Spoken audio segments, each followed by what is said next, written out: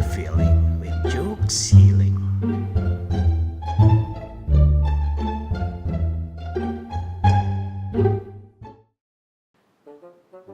Aku berkata, maka aku ada. Tertawa lagi. Kau gitu Ergosu plus Dokter Podor. Kita bicara presiden ya, karena bicara presiden kita harus hati-hati. Ya, jangan sampai nanti kena undang-undang ITE ya. Kita memiliki 7 presiden kan. Pertama Presiden Soekarno, kedua Presiden Soeharto, ketiga Presiden Habibie, keempat Presiden Gus Dur, kelima Presiden Megawati, keenam Presiden Susilo Bambang Yudhoyono, dan ketujuh yang sekarang ini adalah Presiden Joko Widodo atau yang dikenal sebagai Jokowi. Kita mulai dengan Presiden Soekarno. Presiden Soekarno yang sangat digemari banyak orang ini dan terkenal di dunia internasional, sesungguhnya memiliki persamaan dengan seorang tokoh dalam Mahabharata yang bernama Adipati Karna ya. Namanya pun sama ya. Ternyata memang ada kesamaan karakter.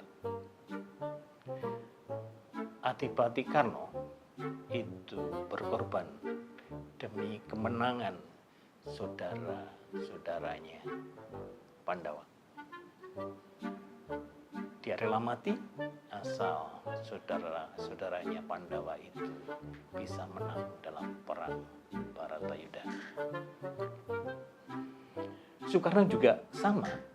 Soekarno rela berkorban demi bangsanya tercinta, yaitu bangsa Indonesia. Namun demikian, dalam Soekarno itu artinya lebih. Nah, sekarang apa lebihnya Soekarno daripada Adipati Karna? Ternyata ketemu setelah dilihat secara seksama ya. Adipati Karna itu memiliki satu istri saja yang bernama Surtikandi yang sangat setia. Sedangkan Presiden Soekarno memiliki banyak istri. Dia terkenal sebagai womanizer.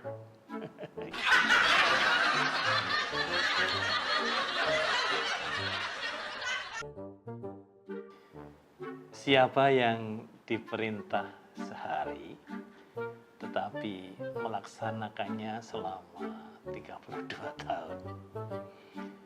Jawabannya adalah Letnan Jenderal Soeharto. Dia diperintah dengan super semar, yakni surat perintah 11 Maret. Mestinya dia melaksanakan perintahnya itu hanya pada tanggal itu, yaitu 11 Maret 1966. Tapi beliau melaksanakannya sampai 21 Mei 1998. Jadi presiden lagi. Lebihnya kebangetan kan?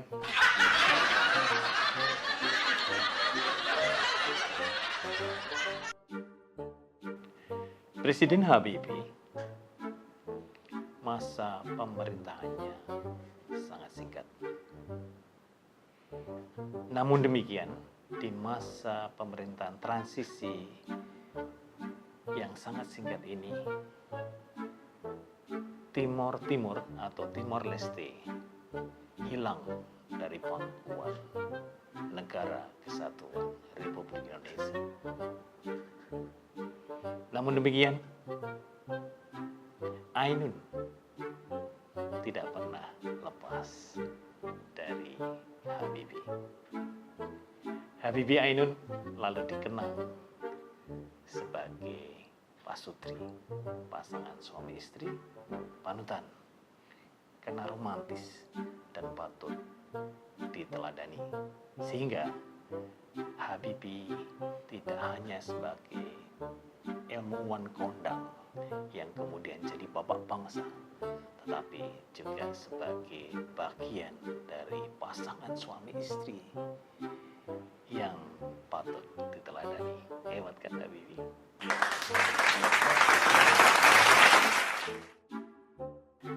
Gus Dur, Presiden keempat Republik Indonesia,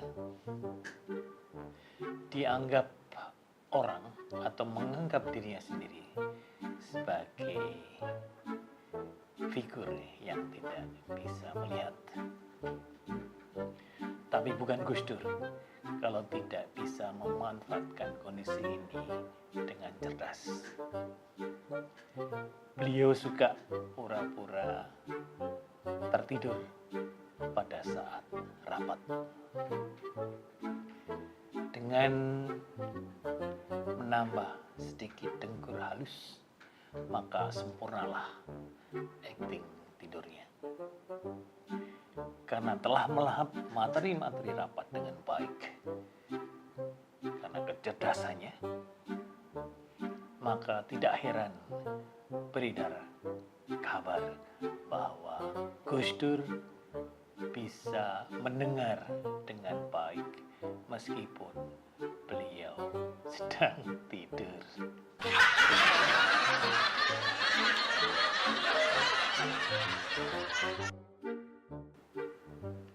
Megawati pernah dimusuhi oleh pemerintah Orde Baru.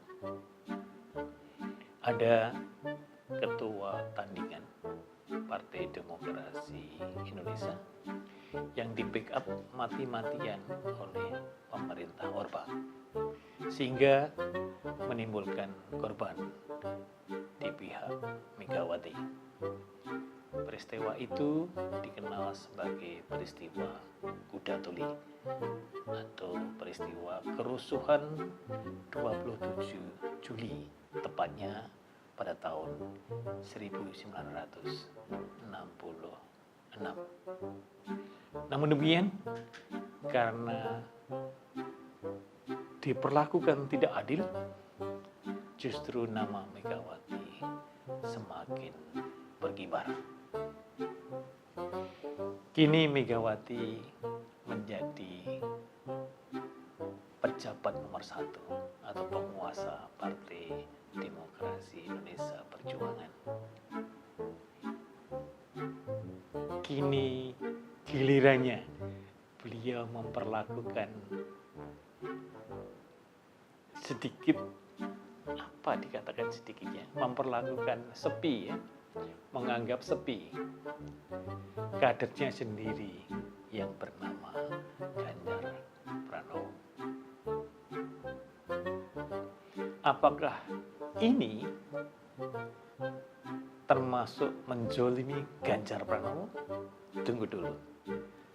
Jangan-jangan ini adalah semacam taktik Megawati yang berpengalaman agar Ganjar mendapatkan berkah karena dizolimi. Berkah itu disebut berkah elektabilitas.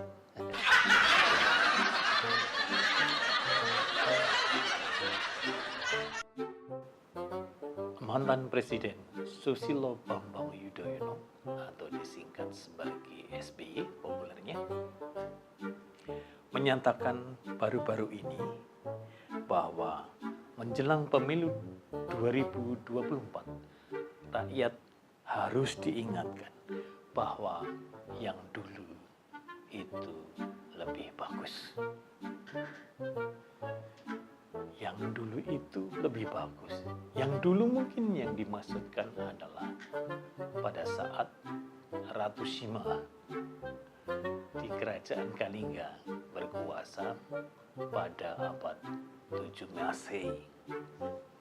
Ratu Sima dengan tegas dan keras memberantas pencurian dan kejahatan lainnya. Kalau terbukti bersalah mencuri, maka tidak segan-segan memotong tangannya. Dan itu diperlakukan secara adil, bahkan sampai ke anggota keluarganya sekalipun.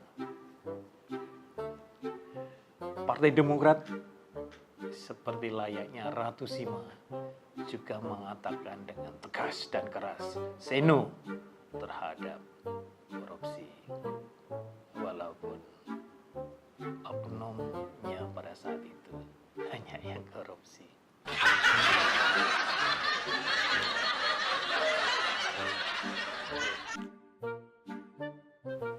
Jika ijazah Jokowi palsu, Indonesia justru memiliki sumber daya manusia yang tidak tertandingi. Kenapa demikian?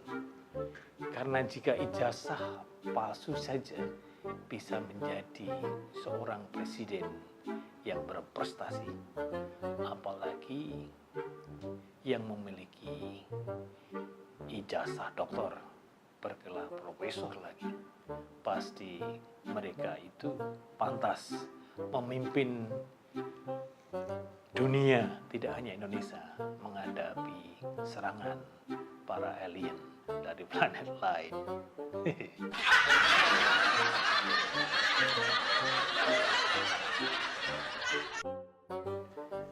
Presiden Jokowi mau menyenangkan yang menuduh beliau komunis, merasa tidak enak dengan orang yang menuduh beliau kapitalis.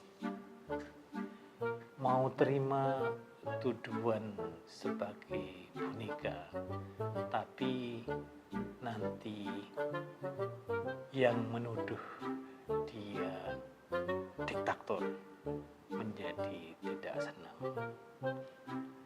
Mau menerima tuduhan sebagai orang yang pelunga-pelungu, tapi juga menjaga perasaan yang menuduh beliau sebagai Firaun.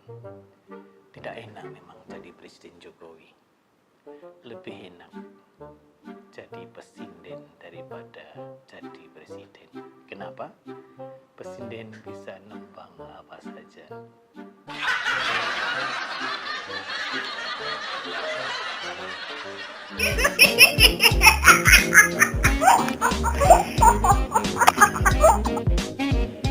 Don't miss me in the next class. Afterwards, I'll miss you. Dr. Gordon.